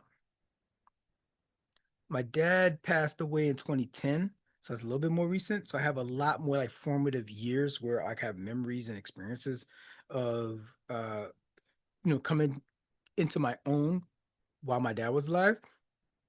But my mom died when I was 14, and that was what was that freshman year, high school, maybe freshman year. And I hardly have memories of her. I've been alive a lot longer than when I've had a mom. And I was like, bruh, Pops was just so freaking, it was just so messed up, man, that like she died and he never really spoke about her. Like, he never spoke about her. He never like had a random, like, oh, today was like, it's her birthday in like April? I can't even remember. I still have the birthday. I have to look it up. But like, her birthday didn't come around. He was like, "Oh, today would have been your mom's birthday. Let's sit around the kitchen table and like talk about her and like remember some fond memories or something like that." No, that never happened. He never like once was like struggling in the kitchen or something to be like, "Man, your mom used to do that." Or like January 1st, my mom's used to make a soup, a hell of a soup jumeau, right? And I remember moms used to make, yo, I love me some soup jumeau. I fuck that shit up still today. And she used to like make me like a small little pot for myself, just for me. And like the rest of the family, like she did do a lot of, I remember that. I remember that she used to spoil me. And I mean, growing up as much as she could. I mean, we were mad poor, right? So it's like, but what extra she had, or whatever privilege that she wanted to like embark upon us, like she would give it to me, right? And um, like you should have seen my bedroom as a kid. My bedroom was nicer than her bedroom, right? I had my own room. I remember that particular house, but he would never be like in a situation in the kitchen, be like, "Oh man, your mom used to do this," and like, "Man, I can't do this as best your mom." We never had a chance. He never really talked about it, never ventured into it, and have like just like a candid moment of just remembering her, talking about her. Here's a memory about her. I never saw my parents date. Like, we're going out tonight. We're going to dinner, just me and and your mom. Yeah, I don't fuck nothing up. So, I mean, behave or whatever. Like nothing. I never saw them date. I never saw them really showed that much affection towards each other in the house. It was always like, dang, bro, growing up as with a Haitian dad is is some trauma that needs unpacking. I hope that all of you Haitian sons out there and daughters are getting, or if especially if you're in the States now, you know what I mean, where you're not living in that whole mindset where you have a little bit of a more I guess a little bit more of an evolved mindset now where you can get therapy, you can talk about things, you can actually you don't just like throw some dirt on it, right? And just like walk it off kind of thing. But Caribbean parents, man, are like tough. They are not helping well from my experience. They don't help in the growth and evolution of a human being. They like, I fed you, I clothed you, I gave you a house. Yeah, I don't ever have to tell you I love you. What? I pay these bills, don't I? The lights is on, don't I? But well, hold on, wait a minute. Actually, the lights got turned off. So, does that mean you don't love me? So hold on now. But I ain't know it's a pushback like that. And it's what, but nigga used to like threaten calling child protective services and stuff. Yeah, I wish you would, nigga, get you out of here. One less mouth to feed, right? But yeah, I just remember that. I just thinking the other day, I told my brother, I was like, "Yo, bro, I'm like, I'm losing more and more memories, like some that I never even really established." And he was like, and he hit me with the doozy because he was like, "Bro, I'm 6 years younger than you. You were 14. I was 8. You think you have little memories? What you think I got? I got nothing. I basically never had a mom. Maybe have like what 2 or 3 foundational memories, while I have at least maybe a dozen. So that's wild, man. If y'all got parents out there, man, let this be a reminder to you to love on them now while you still can. If you have an estranged relationship, maybe, or if you have a strained relationship with them, man, like you go through some stuff as an adult, as an like middle age, particularly, where it's like you gotta really take it on the chin. You gotta really like do it on your own. Um, and some people I look and they go through some of the same stuff that I go through, but they got a moms and pops to fall back on. They got them to hold them down. They may be unemployed or something like that. They can go like live at the parents' place for a little bit, or the parents can float them for a few months. They'll pay them back, whatever. But they got that freaking like break glass in case of emergency. That's a beautiful thing, especially in your 40s, because like at this age, middle age, you start seeing people around you just like checking out. They're out of it. They're out of there. The elders, they've hit that they're dying. They're dying off. Let's just put it plain. They're dying off. So if you still got them in your life, man, cherish them, love them, and if you haven't checked in a while, let this be a reminder for you to do that. This that's a big tangent, but Voyage is one of these projects that's inviting you to lean in. That's what that track did for me, particularly Mama. Um, La Vie is another one, like I said, like that. There's a lot of introspection that's happening on this project, and that's where it took me. This thing is a voyage, a journey, but it has moments that it's copa, so you can't help but like nod your head and bop to and dance to, especially when the rhythm just like drops in right in those moments. So with this project, turn it on, let it play straight through, no skips. It is worth the journey and the context. They land stronger if it's heard in its totality and in sequence. This adventure is cumulative. There's heartbreak that's happening on this project. There's affirmations, gratitude. Overall, it's a journey. Take Voyage to the comments and let me know what you think about it. I am ecstatic to know that um, I can share this particular project with you, especially if you Haitian out there, Haitian American out there. I was born in Haiti, but I was raised up here in the States, like the 95% of my life. So I'm quite Americanized. I'm not saying that as any point of privilege. Well, it is a point of privilege, but I'm just saying that as in like sometimes it can be a little harder for me to connect with some of these projects because the language I don't have the full command of the language that a person who grew up, especially going through high school or secondary in Haiti, as they would do. But like sometimes that joint, like I listen over and over and over, so I have to give it multiple listens. So especially if you're one somebody in my situation where you're kind of like Haitian, you're Haitian American, you're pretty much American, get out there multiple listens because the message is rooted in our culture, it's rooted in our people, and it lands right if you really grasp what she's laying down there, what Zile is laying down there. In short, Voyage is a strong debut for her. This is her first solo project as an artist, and we're gonna watch for what she has coming up next.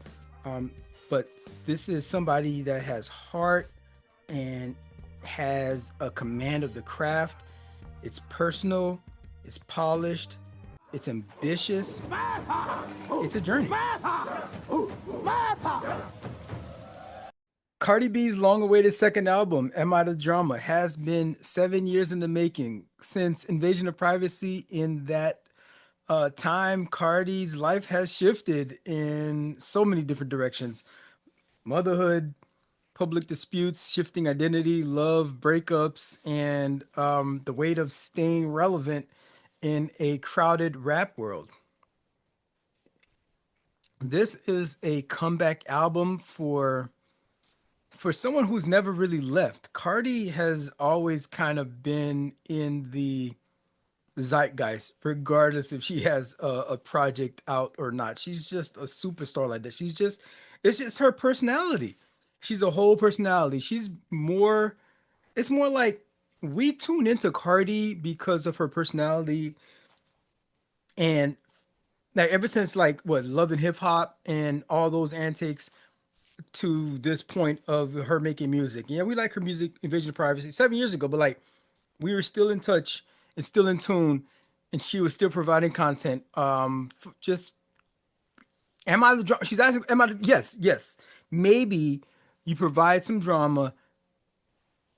Not to say that she's always the cause of the drama, but she's involved in the drama constantly, and she don't shy away from that thing. So yeah, you know what I mean. If you might want to look at it, internally and be like, if everybody's always beefing with me and everybody's always like, am I the problem? Am I the drama? This album feels like a reckoning, really. This is and you could really tell from the title of I mean, it's called "Am I the Drama?" So it's like time for me to have some self-reflection, right? And in this self-reflection, she is not just taking it on the chin. She is pausing to say, maybe there's some issues, some things that I did, but like you wrong me, you wrong me, you wrong me, and everybody can get it, right? She's going after a lot of people on this thing. She's asking this question about this chaos that has presented her life. I mean, even we're talking about the divorce and all that kind of stuff too. And but the project shows that even in chaos, what to say, order out of chaos, right? Even in chaos, like something beautiful can happen. Some something creative and wonderful can come out of that chaos. The line "Am I the Drama" really frames the tone of the project. It's defiant, it's introspective, and ready to confront whatever people want to throw her way. And she is not letting things slide. She might have let things slide for a little bit, but she said it on this thing that she was taking notes. She was remembering everything, and in her timing, as she says herself, in her timing, she would respond. And it's about that time that she responded. The project actually debuted number 1 on Billboard 200. So this makes her the is it yeah, this makes her the first female rapper. This makes her the first female rapper whose first 2 albums both opened at number 1. She's also headlining a tour. She's pregnant as hell right now, but she's going to be going on tour, Little Miss Drama tour in 2026. So the stakes are real. This is Cardi staking her claim on her legacy. This project is full of nostalgic moments. Um, for real, she's sampling Janet Jackson on a couple of these tracks, On My Back and Principle, which gives this a classic, some parts of it, a classic R&B feel that only Cardi can kind of like mix in with her Bodega Betty um, persona. It gives it a modern day um, refresher, right, to some of these Janet Jackson samples on there. She pays homage to her Dominican roots in that song, like I mentioned, the Bodega Betty. It's a short track. It's almost like an interlude, uh, but it's quick pace, it's heart thumping, and it's fun. So they're gonna that definitely, and especially the length of it. It's definitely something that's gonna be played in the club. So you'll hear it out and about. Pretty and Petty starts off with this slick beat, and then she drops that bar. You from Boston? Let's have a tea party. This is part um of her like clapping back at her haters or her ops, right? It's a dynamic shift that keeps the energy high and but still keeps the listener engaged.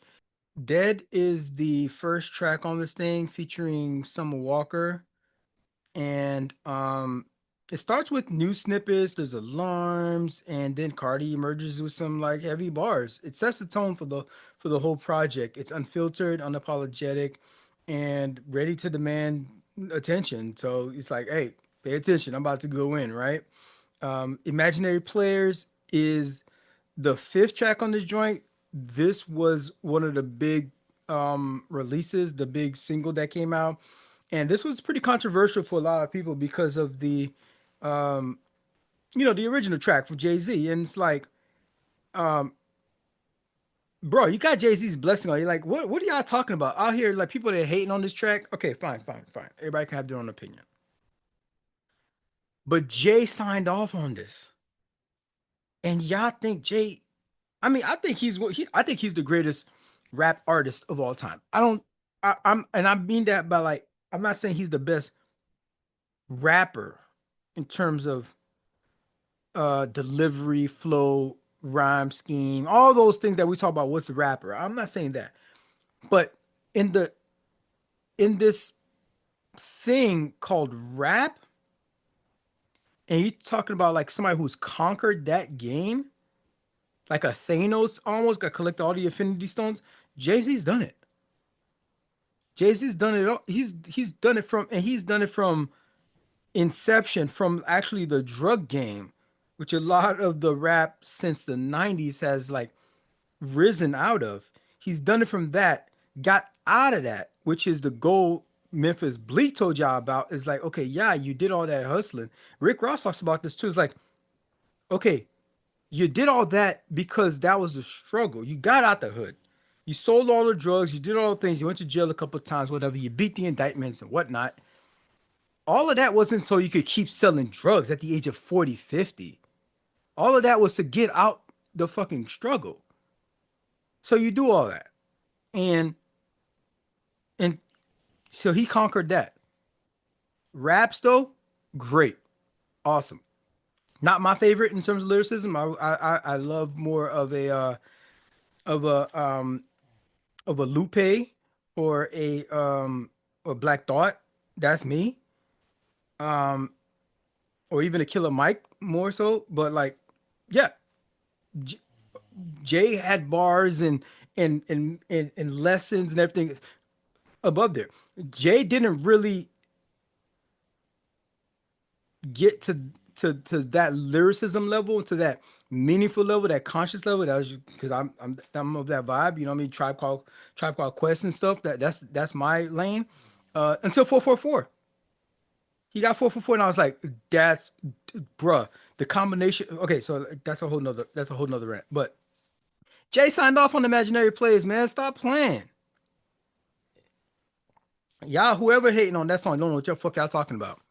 Yeah, yeah, I really feel like it's almost like a clout chasing kind of thing where like y'all want to hate on it, bro. She's dropping bars on the thing. She says on this first on this one starting off on this thing. Now I spit that other shit, pretty motherfucker shit. Cardi B, every song platinum. I'm not that other bitch. Whatever you was gonna pay her, you gotta double it. Glory hole. Bitches don't know who they fucking with. If we're talking about part of hip hop being that shit talking part of hip hop, I'm better than you, nanny nanny boo boo kind of hip hop.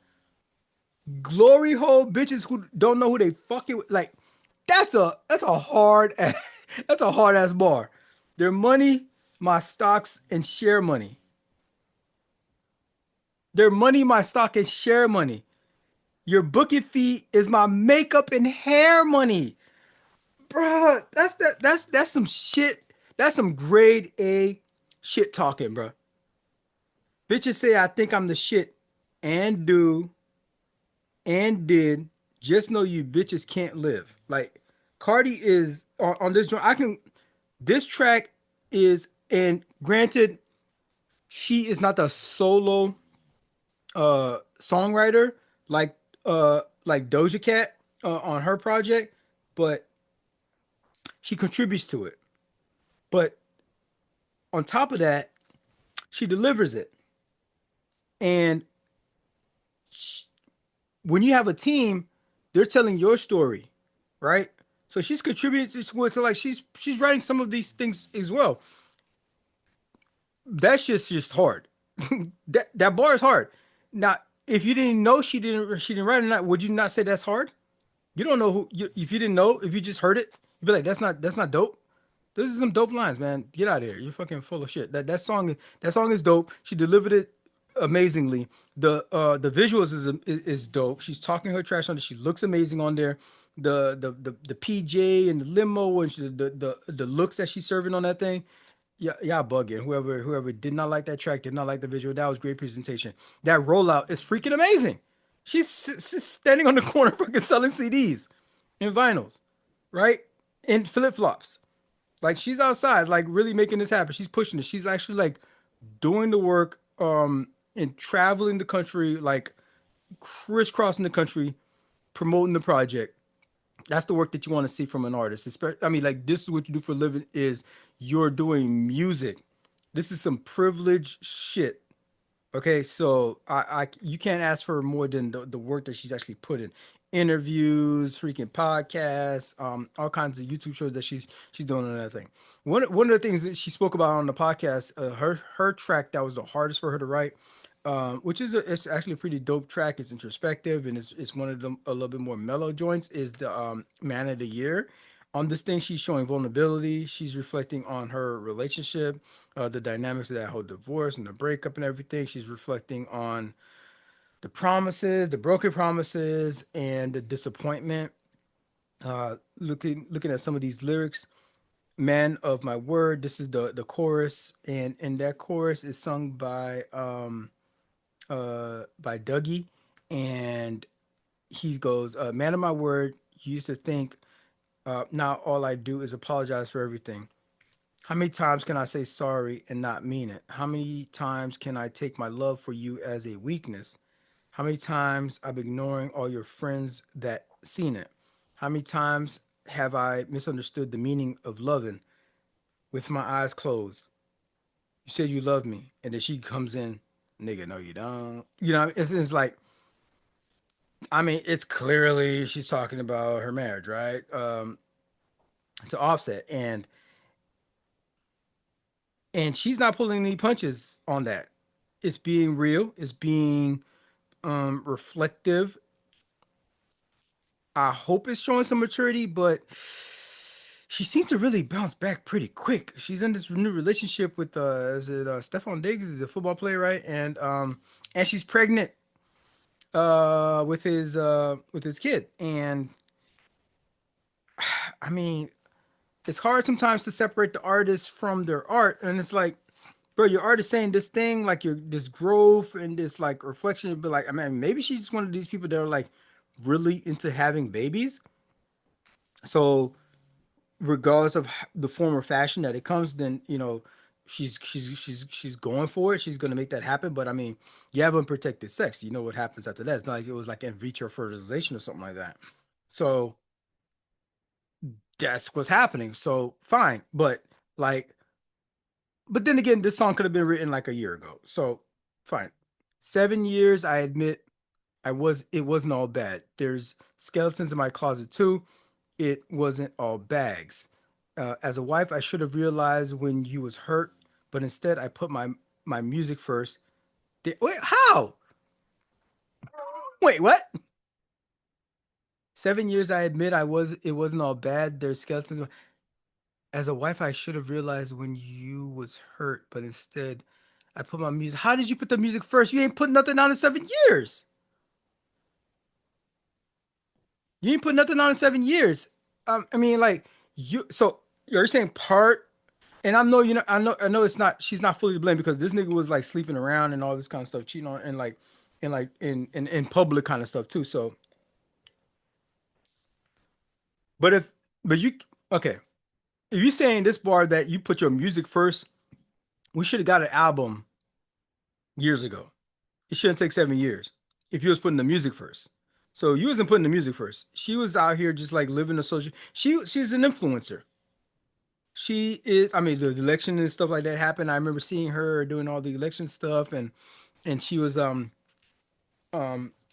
promoting um her social media with all the political stuff at the time. But like you didn't say politics here. You said music. You put the music first. So like we should have been got an album after. Okay, fine, fine. I'll let that go. But I'm just putting a pin in that. Let y'all investigate all that. So, but instead I put my music first. Damn, there was um things said, and that's when I heard about all these hoes, and I came back. But since I had a ring, I never wanted no ring cam. And now I got a ring on every finger but the one on my ring hand. Okay. That yeah, that's what happens. I mean, she's not to blame at all, but like it sounds like she's trying to take some kind of accountability, and I love that both parties can be like, okay, here's where I went wrong. Here's where I wasn't perfect. Not that that was the impetus of the breakup, but like, here's where I could have been better. And this is what I'm going to do better in my future relationships. Hopefully. But at the same time, like, where was the music, bro? Where was the music, Cardi? She finishes off. Shit, it's funny how things panned out. You was my twin. You was my person. Shit, you was me, but the evil version. I really hope you find love. I hope you find a good spirit. I hope she satisfies your needs and everything that I didn't. And I mean that. It's a lot of pressure when a bitch an icon. I know things cause she couldn't help it but like big herself up real quick, right? She couldn't help it but like shine herself like toot her own horn right there. I know things could have been perfect when a bitch an icon. I know things could have been perfect in a different lifetime, my bad. But I really do wish you the best. Continue being a winner. And if I had one wish, I only wish you would have been a man of my word. You used to think. Now all I do is apologize for everything. So then it goes back into the chorus. Now I would say that um I don't I so hearing her interviews and stuff turns out that like no, she really doesn't have these vibes anymore, right? So again, this project, that's the one thing. I love the majority of this thing. So this is why we're talking about it here. Great project. Listen to it. There's a lot of bangers on here. There's a lot of really like growth that happens on here. She still has a lot of growing to do. I love the way that she is like quite unfiltered, but like she's still thoughtful. In she's a work in progress, right? That's what you gotta love about Cardi B. You can see we are watching this is Cardi B is like the Truman Show. Cardi B is basically the real life Truman Show, and we've been seeing her on camera, on socials for over a decade, right? And in the interviews that she's been doing promoting this album, she's talking about like, yo, this divorce fucking sucks. I'm saying things like I really do wish you the best and that you continue being a winner. But in real life, in these interviews, she's saying like, yo, this shit is not good. It is a bunch of turmoil. There's still a lot of court stuff going on. There's still a lot of beef and a lot of bad blood. Offset is he put out his project, um, and he is talking like, "Oh, I want the best for you," kind of thing. Also, and even in his interview, he's like not trying to like, um, you know, kick up any dirt, but it's all like a facade for both of them. It's all a facade. It's all a lot of turmoil and beef. I mean, he even like sued her at one point to try to get like alimony. I think he did that really off of just some petty shit. But that last project he put out was really good. You know what I mean? JID is on that joint. And he's got a bunch of bangers on there. The project was really good project. Good for him. Um, and this one's good too. But like um, they are really not in a good space. They have kids together, so you would hope that co-parenting can like supersede all that, and they can get in a good place to do that. But it's interesting to like hear her say things like this on this track when really in reality it's not that sweet. It's not that nice. Um, a lot of what Cardi B is exposing on this album is past beefs from her ex-husband or the rappers or the female rappers particularly. Um, but at the same time, she's struggling to be like, I'm trying to do better. I'm trying to do better. I want to do better. I forgot what song that was. I want to do better. I want to do better. I try to do better. So shouts out to Cardi. I mean, I love her energy generally. She's such a like, she's funny. She's funny and it's just like unapologetically herself. Um, and she is at least on the political side on the right side of history. So hopefully she can just get a little bit more. I mean, I was as I was researching this thing, I saw one clip where she's like she had to take one of like an etiquette class, and like work on her like public speaking kind of thing, and like, bruh, yeah, she might be on like Fallon and stuff like that, and late shows and stuff. She's doing some of that. Um, And I do want her to keep a lot of that authenticity, you know what I mean, for the rest of her career. Uh, but she could use a little, you know what I mean, a little contour around the edges, just around the edges. You know what I mean? Keep the ethos of what Cardi B and who Cardi B is, but she could use some polishing. And this project may not be the most polished, but she is. I mean, it's 23 tracks. Some of it is older stuff, so I don't know where she is currently. I would love for her to put a project out in the next like year and a half, 2 years after the baby, right, is born. Like she's gonna go into it, so maybe 2 years. Don't make it another 7 years, because I want to see the current state of Cardi, and it would be, I guess, 2027, right? Versus like some of the stuff is is from, I mean, like 3 years ago, 2 years ago. You got WAP on here, Up is on here. I mean, these tracks have been around for a while. WAP has 1.7 billion plays, and that's because it's been out for a minute. So that's going to help the numbers to get your project up, you know, you know, freaking the Billboard charts. And that's what this joint did when it number one debuted number one. That's gonna help when you already have 1.9 million on Killing You Hoes, and then 1.7 billion on WAP, 630 639 million plays on Up. So kind of a little bit of a cheat code. Um, 10 million imaginary players though. That's a new track. 10 million. That's not bad. So Cardi B's "Am I the Drama" is a fearless, self-aware statement of confidence and control. The album turns her public life, its headlines, chaos, and controversies into a source of empowerment. Um, it kind of goes to show that, that can be a moment of growth. That could be a moment of inspiration where you could put out some art. It's a source of empowerment.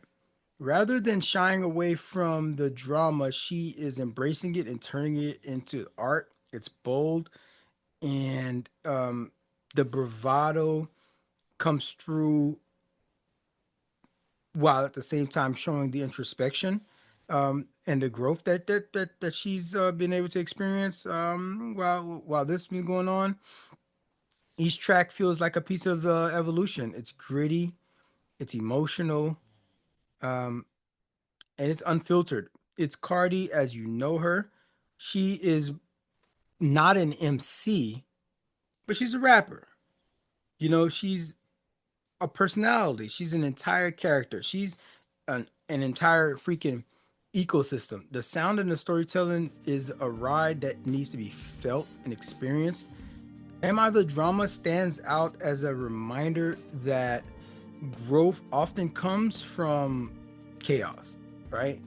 And Cardi has an ability to turn mess into momentum. That's what makes this a powerful album, and it should be an anthem for anyone that is on a mission to reclaim their story.